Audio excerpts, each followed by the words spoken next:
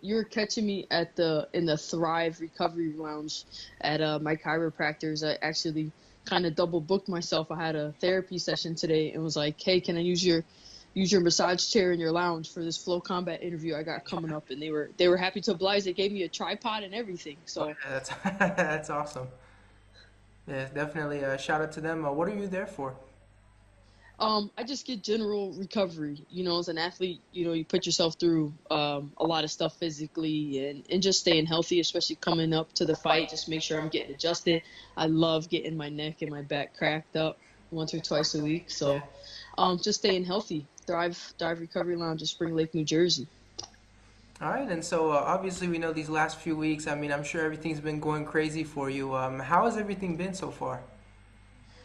Everything's great, man. Has definitely been a crazy week. Definitely a lot of roller coasters there a couple of weeks ago, but we're coming into like 10 days before the fight, so we're good to go. Weight's good, my health is good, my sparring went well. I'm happy. We're good. And so obviously, they announced that you had the title shot and everything, and it seemed like you personally got a lot of backlash. Why do you think that is? What do you think happened there? I don't know why I got so much backlash. I've said it before. Some people don't like it, but I think some MMA fans are a little spoiled, and I think most of the backlash wasn't so much me fighting Valentina.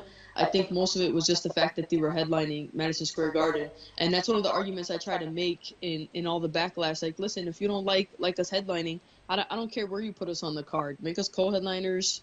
I don't care if you put me on Fight Pass. If we're fighting for the title, that's what I want. So. But who knows? I had a lot of support as well, but I guess publicly, people weren't happy. But when is anybody ever happy? So, Yeah. And so, what happened on your end for the title shot? It seems like obviously you accepted the fight, and then later you found out through, I guess through your brother or something like that, that something happened. What happened there exactly? I was down at Nicatone's MMA training facility down in Brick, New Jersey, and I was teaching cardio kickboxing class. I teach a couple classes there every week, and there's some rumors going around of Derek Lewis and Daniel Cormier, and I kind of just was like, all right, well, fine. We're probably gonna get co-main now, but I didn't care. And then my cousin, he comes to most of my fights, and he texted me and was like, your fight's canceled. And I was like, nah, no way. Like, I would know if my own fight was canceled. Like, Yeah. and he was like, bro, I think your fight's canceled. I was like, bah, pish posh. So I Yeah. finished my class and I go to Twitter just because I was having fun antagonizing everybody, Yeah. and I was getting ripped. They were like, that's why your fight's canceled, this, that, and the other. And I was like, no way. And I went to the UFC official, Twitter, and I saw that Valentina and Joanna were back on for Toronto, and I was like, oh, come on. So that's as I found out. And what kind of goes through your mind when you see that? I mean, obviously, it's a huge opportunity and everything. What sort of went through your mind when you saw that that fight was announced? Pure rage and fury. Like I was I was lit up. I was definitely on fire because it was just so many different um parts to it. Like this was to me. I've always wanted to fight for the UFC belt. I've always envisioned myself being UFC champion and maintaining my championship status throughout my career. So it's always been something that I've been striving for the last 10 years. So not only did I get a title shot, um, but I got it against an opponent that I thought was definitely gonna make me look bad on the Vegas lines, but I didn't care, so I didn't mind being an underdog. I got a title shot as an underdog at Madison Square Garden, headlining. Yeah. Like it just doesn't get any more perfect than that. I was sitting there thinking, man, the stars and the moons and the suns have aligned, and this is everything I've ever wanted in my whole life. This is amazing. This is better than a title shot. It's everything.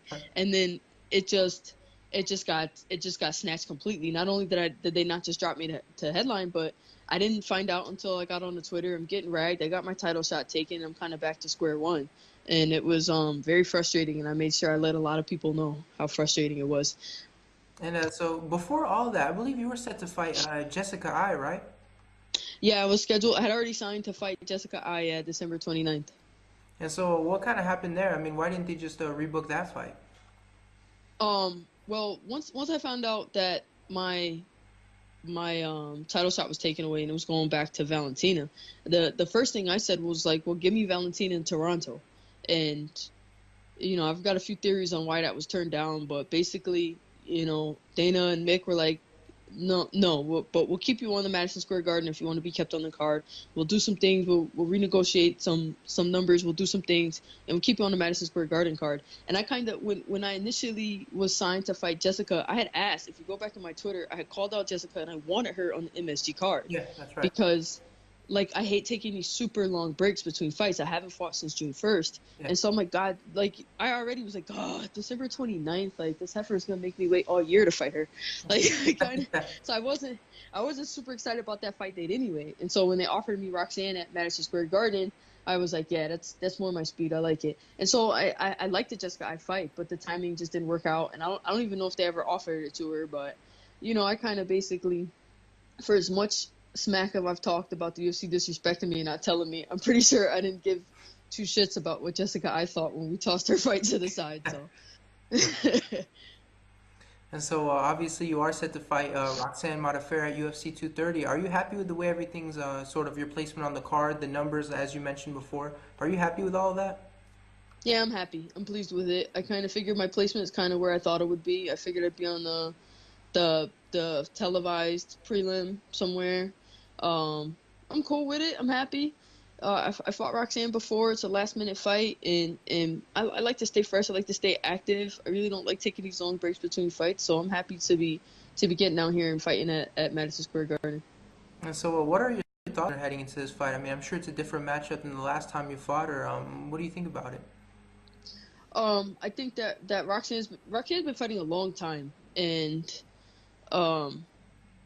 I looked at our first fight in the Ultimate Fighter house, and then I looked at the progression of myself as an athlete over the last 9 months or so. And I've looked at her progression from what I can see on film over the last 9 months or so. And I just don't think her progression is as much as my progression is made. I've been under, you guys got to remember, on the Ultimate Fighter, I was coming in as like a Ronin. I was in Maryland training on the team with Irvin, then I didn't have any team at all when I went to Ultimate Fighter. So I was a pretty raw, green version of myself. I've been training under Mark Henry, Ricardo Almeida, Jamal Patterson in Jersey for almost a year now. And that progress that I've made over the last couple of months, I think is exponential. I think I'm a much better athlete here in New Jersey than I've been in my entire life. And what's your camp looking like for this fight? Obviously, you mentioned training with Mark Henry and everything. What's sort of the camp like? Camp is camp. We do a lot of rounds. We do a lot of long rounds. A lot of running, a lot of dieting, a lot of jiu-jitsu, a lot of strategy, a lot of codes. It's camp, I actually don't mind the short camps. Like, oh, yeah, because camp can be, 8-week camp, 10-week camp is like, you get halfway through and you're like, Jesus Christ, how long is this thing gonna be? And now it's like, oh, camp. It was like camp, and then fight. So it's like, I kind of like it. And obviously, you were meant for the title shot before. Do you think a win this time around? Do you think you get the shot with this one? I think I should, but you know how these guys go. Yeah. Who knows? I think I should. I've been calling for the title shot ever since. Like, if you look at the progression of the division, the Ultimate Fighter was supposed to set up the champ. I made my mistakes as far as my preparation for that Ultimate Fighter finale. But since then, I've proved I can make the weight. I beat Laura Murphy. I called for the title shot. They signed me for Jessica I had planned on beating her and calling out for a title shot. Now I got Roxanne again. I'm going to call for a title shot. I'm going to just keep calling for a title shot until they give it to me. I'm just not going to shut up about it until I get my way. Yeah, we'll get there eventually. Obviously, the situation is tricky. I mean, you're all excited for the title shot, and then you have the change of opponent and everything. Does this sort of mess with your motivation because of the different levels of the fights? No, because every fight you got to come in your best, It's the motivation is the same. Like, last thing you want to do is come into a fight, sleeping on your opponent or not being well prepared. No way. I made sure that in my head and in my coaches, like, the same vigor and the same aggression I had when I thought I was training for a title is the same focus and same vigor that I need for every fight. So, no, there was a change. I did have to get over my anger at the way I was treated about it pretty quickly. But as far as the actual fight preparation, no, my goal is to bring my best possible self into every fight. All right, so I just have one more for you. Obviously, I'm sure you've thought about this a lot. How do you see this fight playing out? Victory. I'm winning.